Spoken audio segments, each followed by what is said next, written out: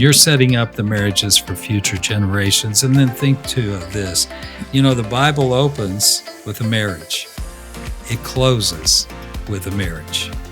Now, it's a physical marriage here. It's a spiritual marriage. And this last one is forever and ever and ever. So the marital relationship pursued in a healthy way will be an asset to pass on, more important than stocks, gold, land, or junk, okay? Mm-hmm. That is relational richness that you can't buy. Welcome to the Faithful Fathering Podcast. It's a blessing to have you join us, and I'm blessed to have in the studio with us today a dear friend and spiritual mentor for me, Dr. Ken Canfield. Ken, thanks for joining us. You're welcome. Delighted to be with you, Rick. Well, Ken, it seems manhood and fatherhood has been under attack. This whole idea of masculinity, right. Toxic masculinity, and these other things that are out there that even dads are portrayed as idiots at best and checked out at worst.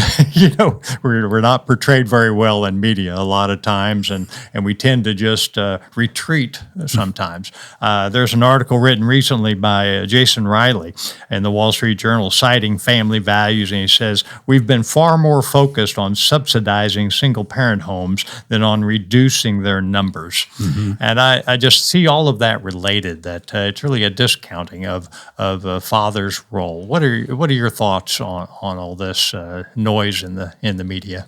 Well, I think during the last 20 years, you see how gender fluidity, you see how the attack, particularly on white men, not necessarily anybody other than white men being the culprits and the demise of everything, mm-hmm. But also men in general. Mm-hmm. We've known for years, African-American men, Hispanic men, they came up with this deadbeat dad. Well, those dads weren't deadbeat. They were oftentimes dead broke or dead out of options. They didn't have the training that others have. So to absorb what you're saying, men are under attack, you better believe it. Mm.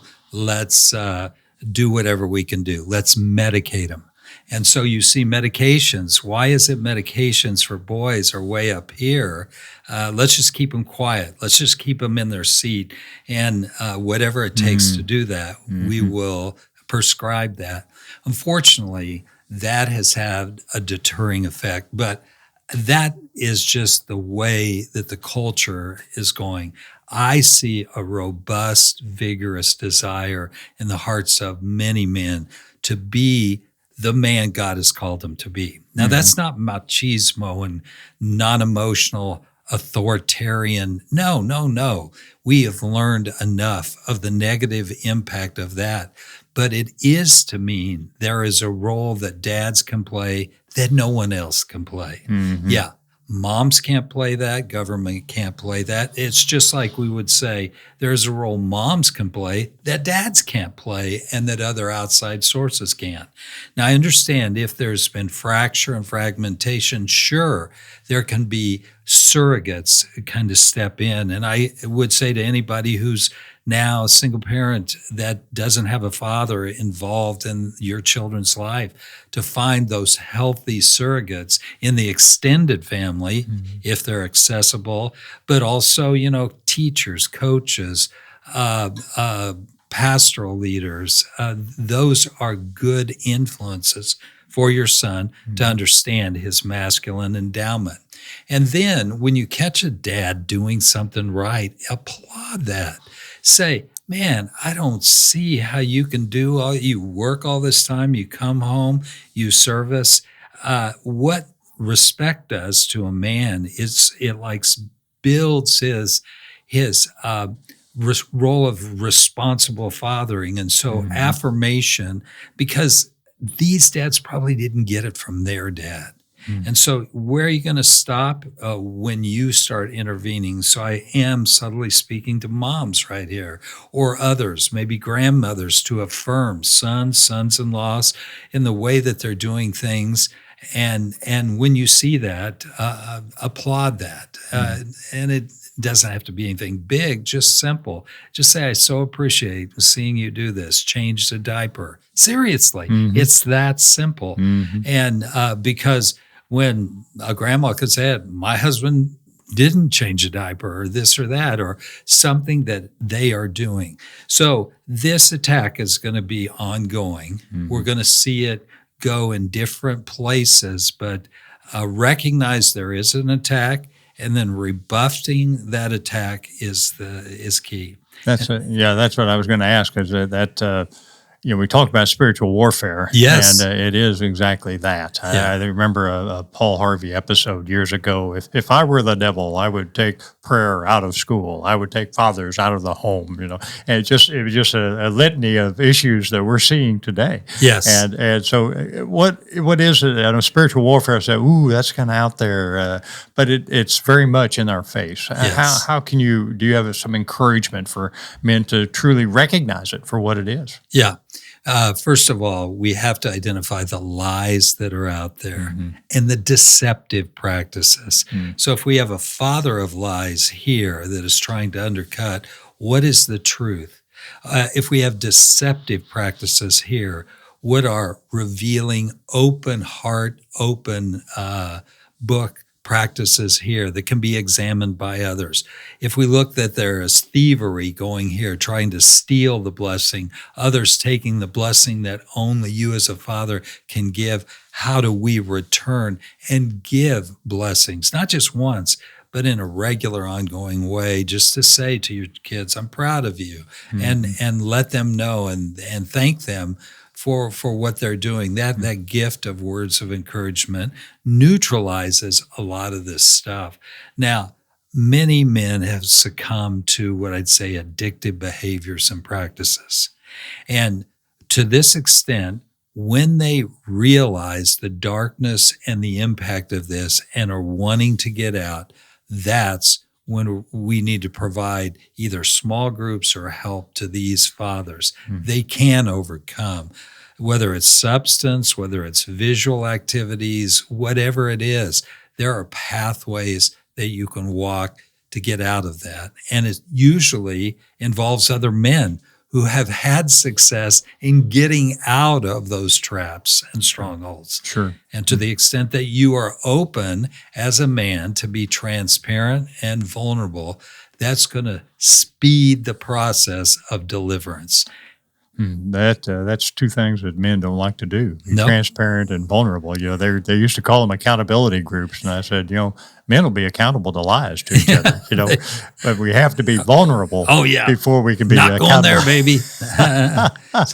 I remember there was a video years ago that you had that had a single mother that was trying to be a mother and a father. Yeah. And she went all the way through, and her son ended up in prison. Yeah. And her testimony at the end was, I realized I couldn't be both. I just had to be the best mother that I could be. Yeah. That's one of those lies out there that are percolating, that mom can be both mom and dad or what have you.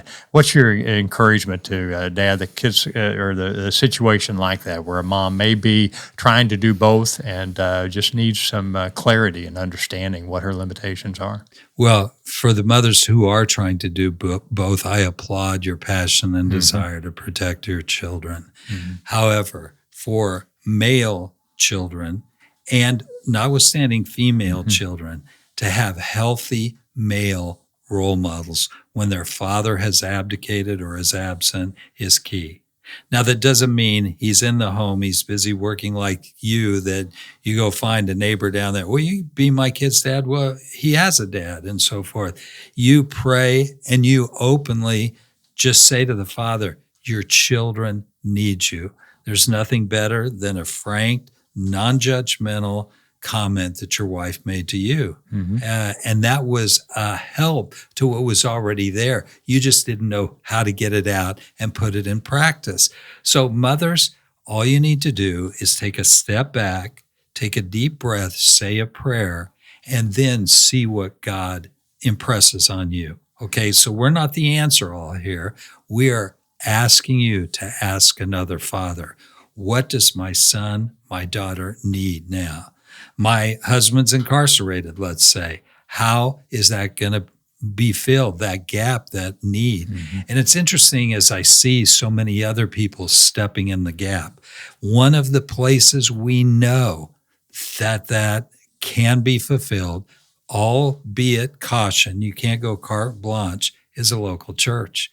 If Psalm 68 verse 6 says, God sets the lonely in families. Well, if you're lonely as a mother trying to make it, where is that family that you can, have some sort of rest and respite? And I would say if your family is already fractured, disconnected, and so forth, it may be and likely is, in a spiritual sense, a local church.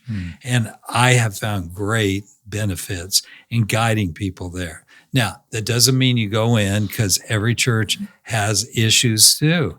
It's a group of people. They're going to make mistakes. But when they see health, kids will gravitate to that. So that would be one response, I would say.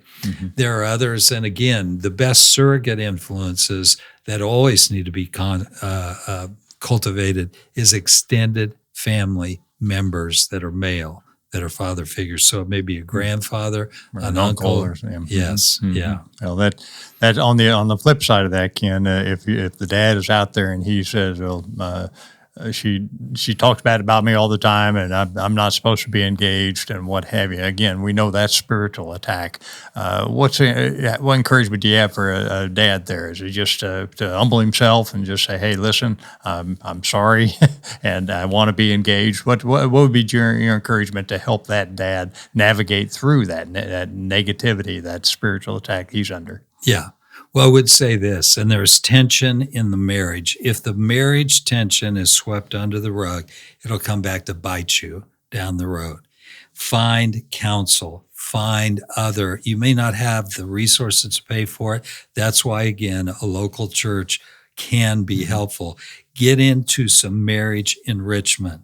And get with other men who may have struggled with this themselves and have found a way not to placate, but to connect with the mother of those children. And it may be not her natural children, but it takes time cultivating that. For instance, I tell parents who have come together, both have been divorced, and they're trying to make a go of it, and the same issues are coming up in their second marriage, and they each have kids from each.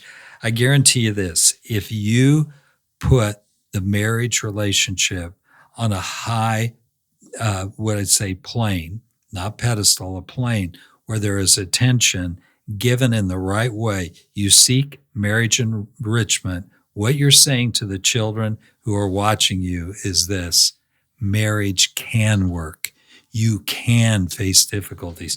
Both of my parents were divorced, but they have a healthy marriage now. So for a father, you asked specifically, I'd say this, Rick: you need to have connection with other fathers that can bless and give you what you didn't get as a son.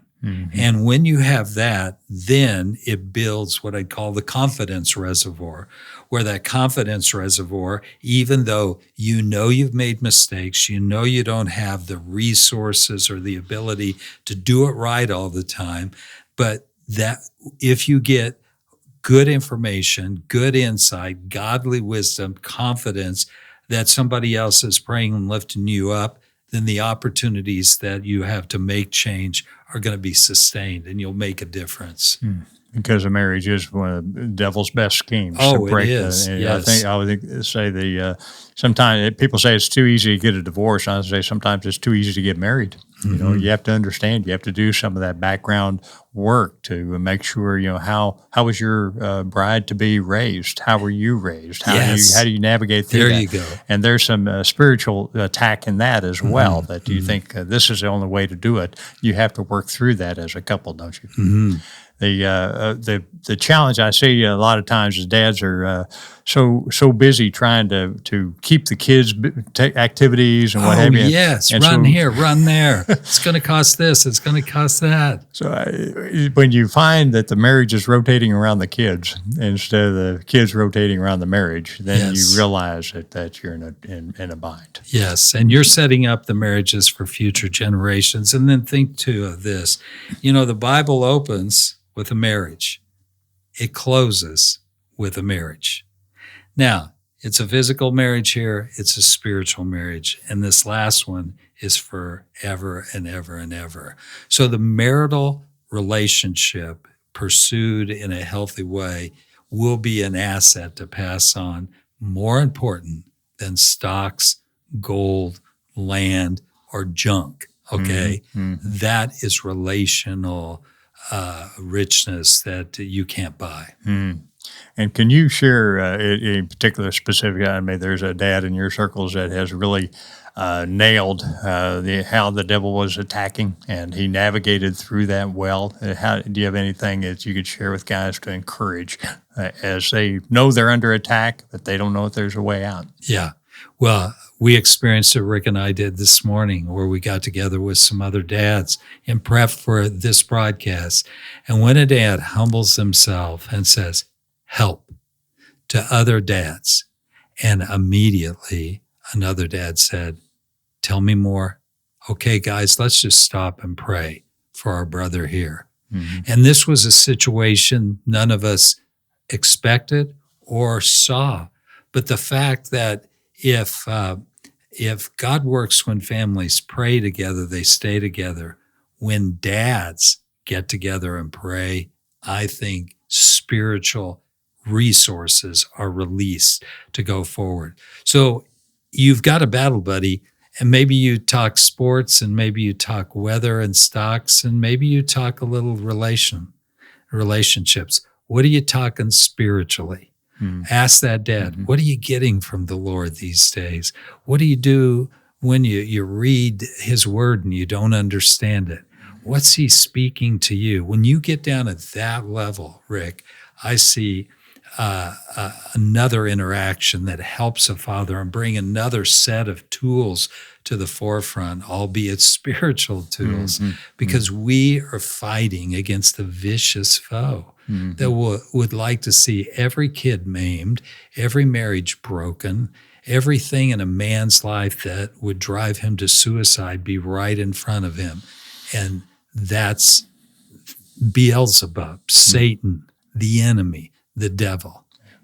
That I always think of Tony Evans as the first one I heard reference it. He says, "When you pray, it makes the devil sneeze. He's allergic to prayer." Allergic, yeah. And I think that's the way dads are too. If we get together and we pray and we're talking and being vulnerable, then there's no way the devil can stay present in that situation. Yes, so that's great encouragement. Well, dads, you heard it here from Dr. Ken Canfield that you find that group of men that you can be vulnerable with and lift these concerns up and push the devil's schemes aside, and they cannot infiltrate your home if you have those battle buddies keeping you wrapped in prayer. So find those guys, be the dad you're called to be, the dads the next generation needs. God bless, Godspeed.